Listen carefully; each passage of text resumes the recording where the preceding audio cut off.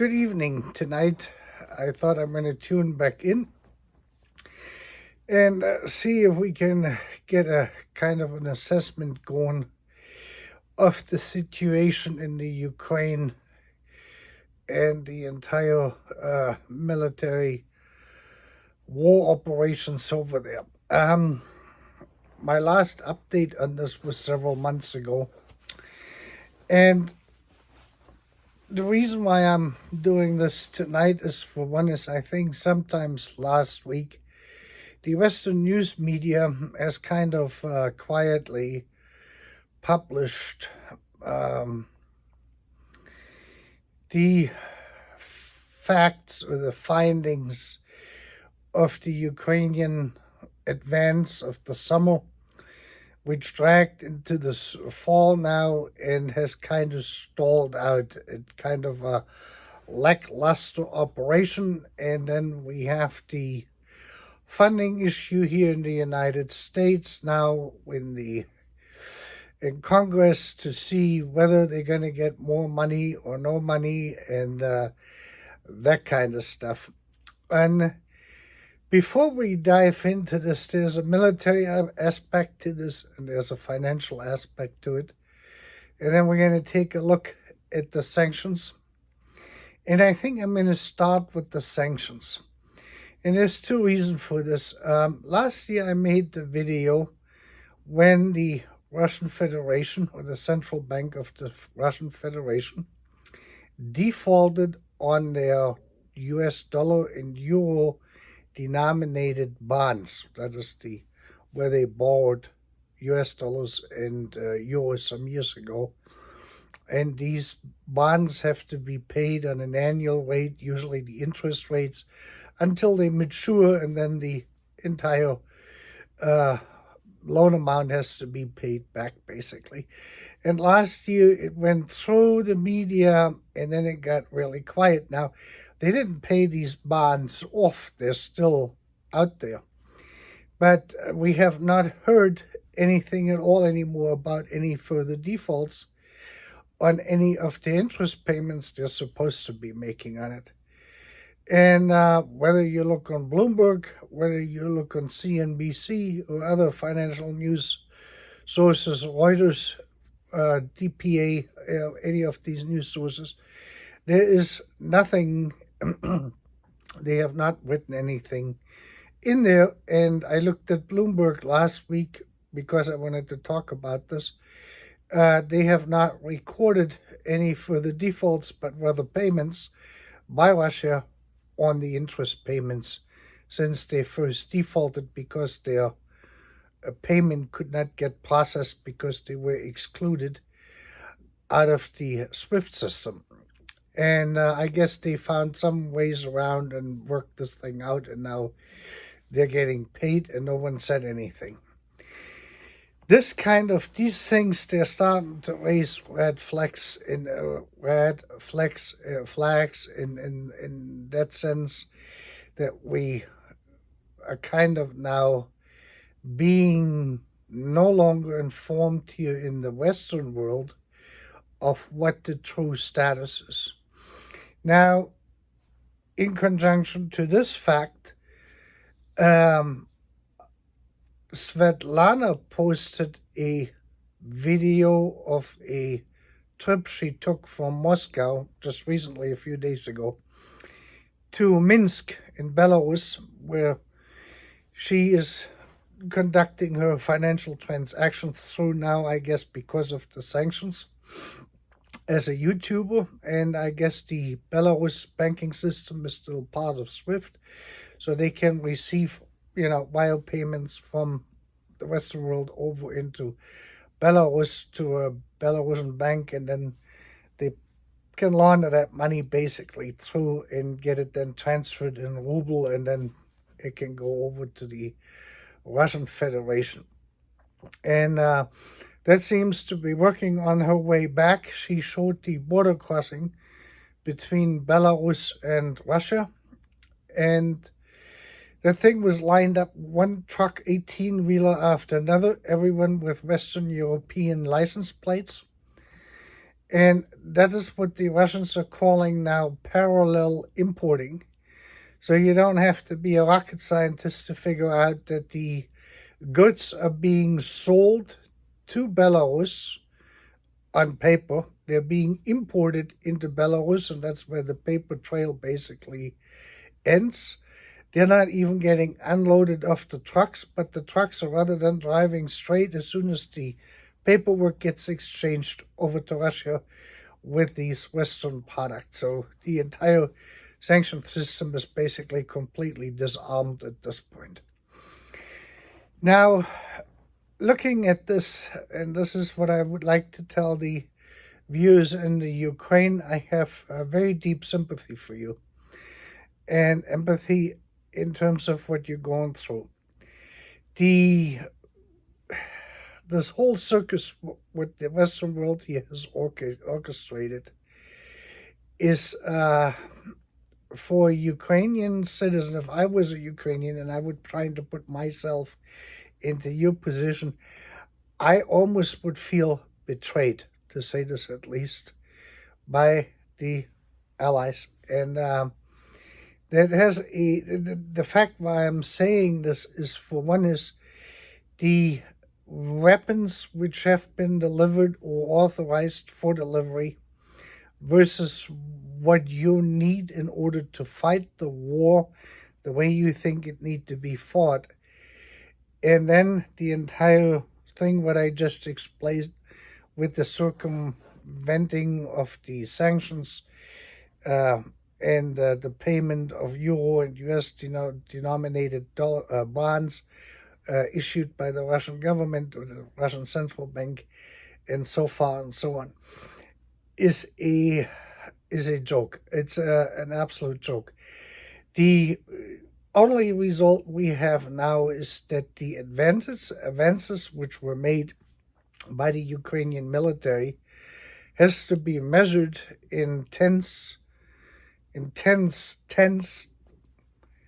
of square miles or square kilometers of gains back into Ukrainian territory occupied by the Russian military at this point. And that came at a very heavy cost. I don't even want to go into the numbers of casualties and injured or, soldiers in this, because the numbers are staggering, because it has really become a trench warfare, is what I had pointed out before, where both sides have fortified themselves completely and they have dug themselves in. And without the air superiority of either one of the two military forces, you're basically fighting, and I'm repeating myself here, the same scenario with the German Empire, with Austria-Hungarian Austrian Empire had in World War I on the French-Belgian front lines, where everything was so entrenched that it didn't move. It became a total meat grinder, basically. And this is something which we have repeated here. The Russians would have air superiority, but because of the anti-aircraft weapons which were delivered from the West to the Ukraine, they were not able to play out their card.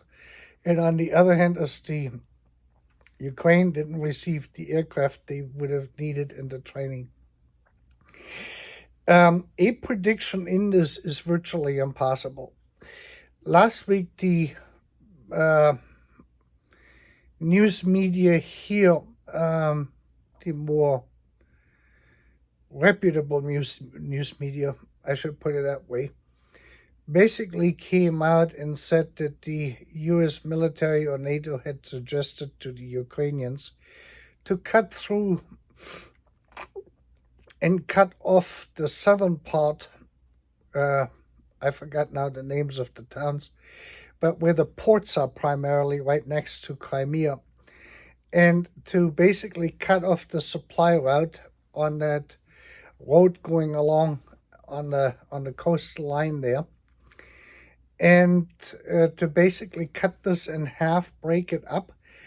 And that would have, if it would have worked out without aircraft on the Ukrainian side, which the Ukrainian High Command said was merely impossible because of the depth they had to go in beyond the trenches the Russians have created there, would have required air superiority, which they didn't have, so the Ukrainian High Command didn't proceed with that scenario.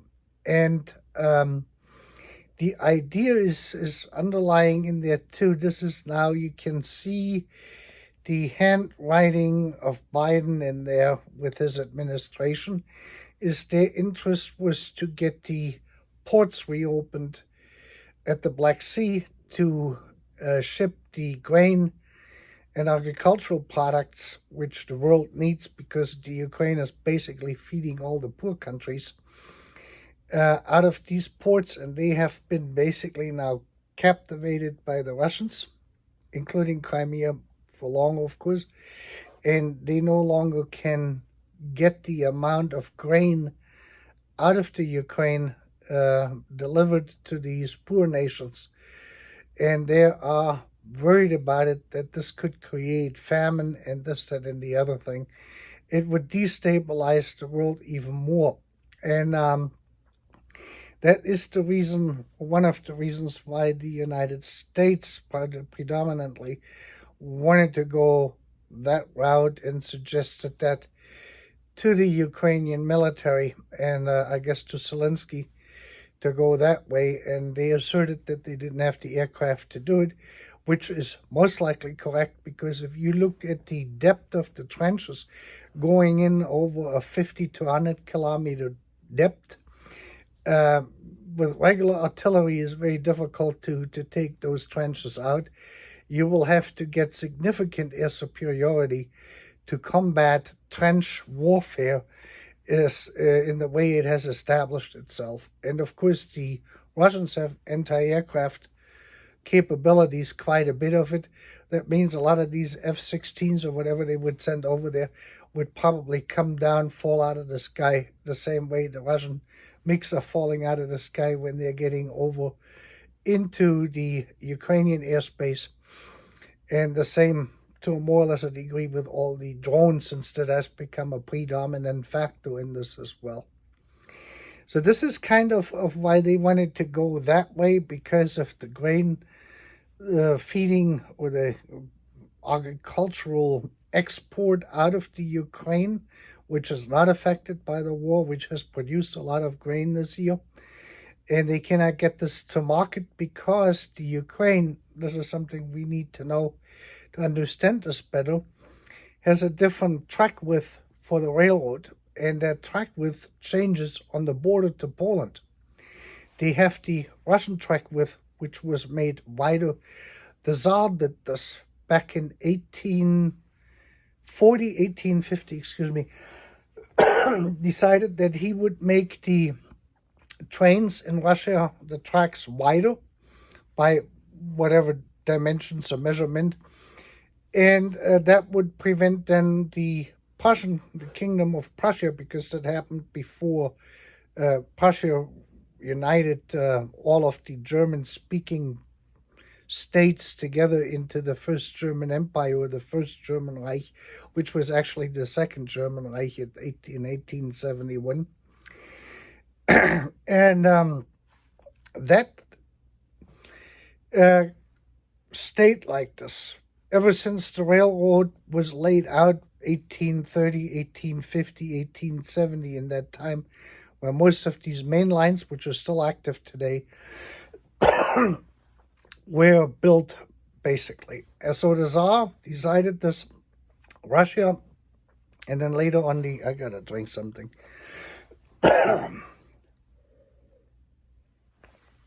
This is water, by the way, not that you think I'm drinking moonshine here. So the trains are wider, and they have to basically put the car, the upper part of the train, into a different subcarrier, the ones which run on the tracks. And that is a very time-consuming process. This can take hours to do this on an old train. It could take an entire day. So this makes everything very, very impractical to ship anything in large quantities. By rail, which they could do. I mean, the railroad capabilities are there in the Ukraine to ship all of this stuff rather than by boat.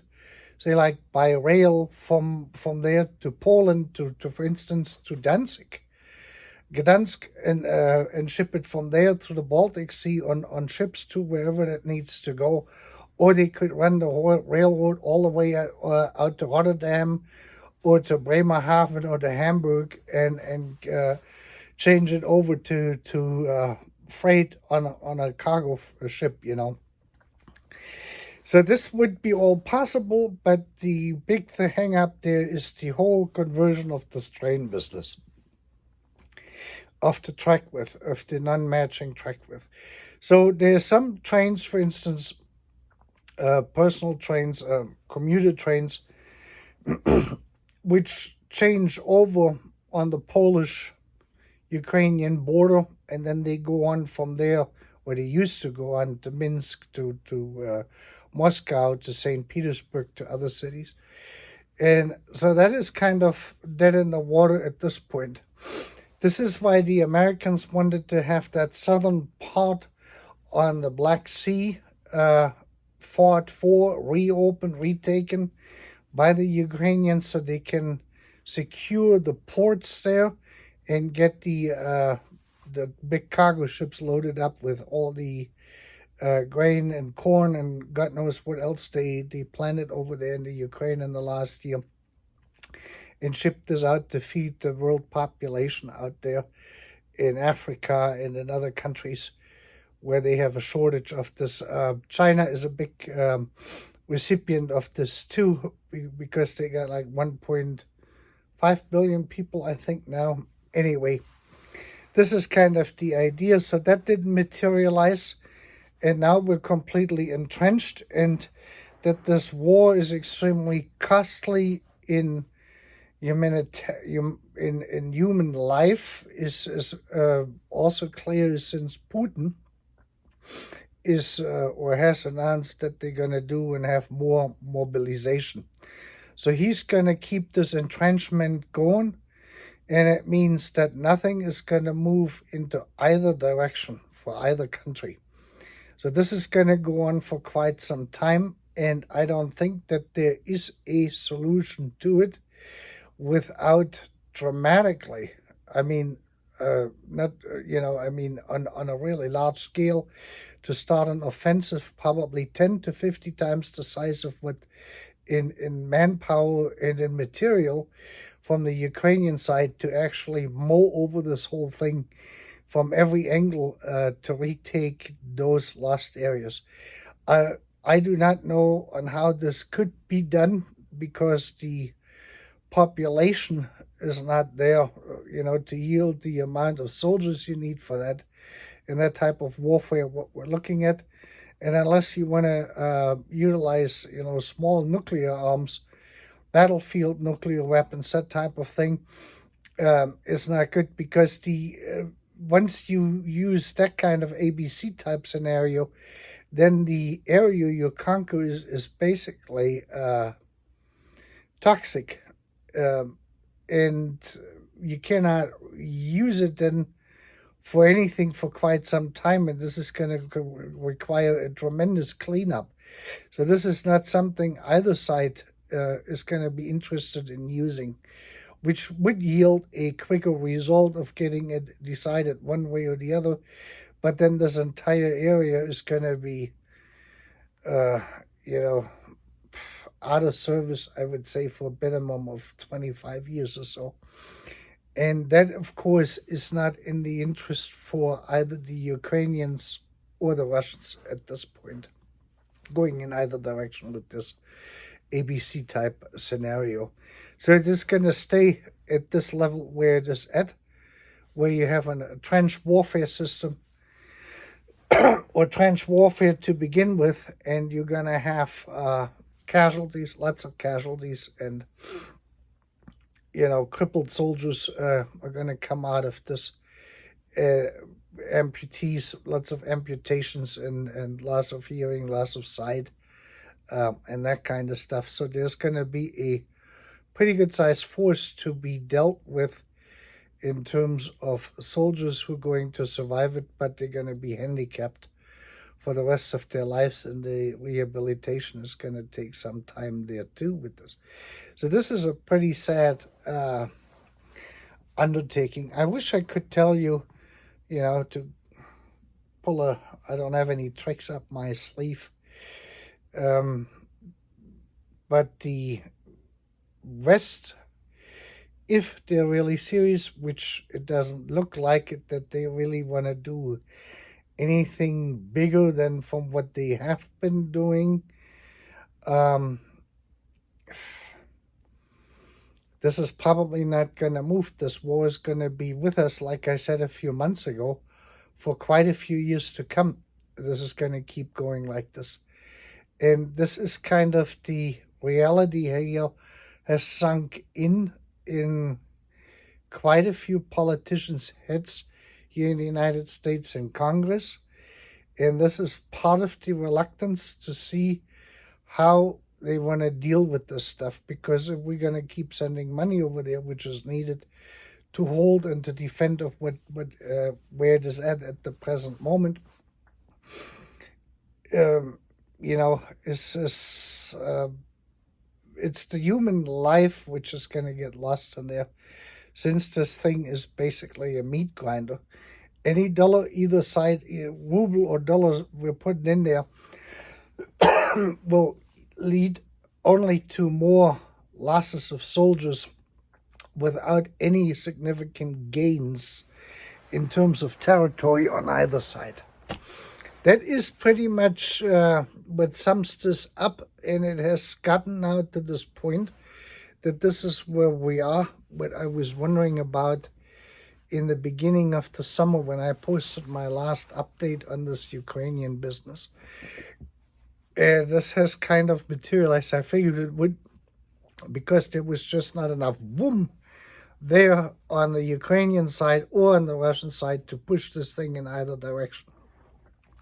There's no possibility of a blitzkrieg or fast-moving advances like what the German Wehrmacht had in the very beginning when they started the war, when they started the Operation Barbarossa with the war against the Soviet Union, where they were first capable of moving very quickly through it and advancing very fast.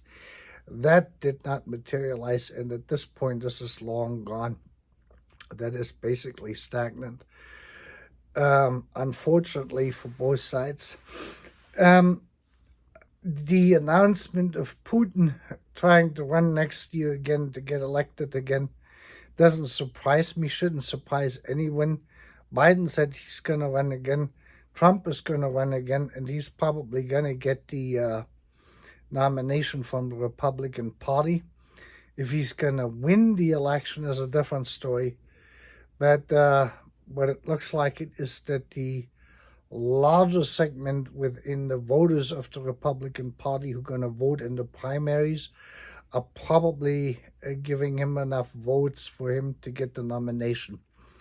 That's what I would think, and that makes no difference on how all these other criminal cases and everything else is going to advance or move ahead or anything else coming.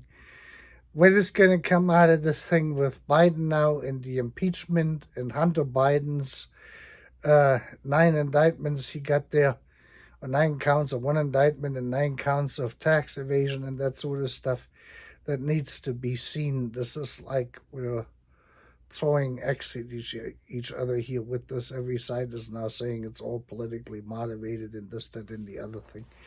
That may be true, but who am I to judge anyone for this? So I think I'm going to make another video here maybe in another 3 to 6 months on this particular subject to see if there's any movement in it.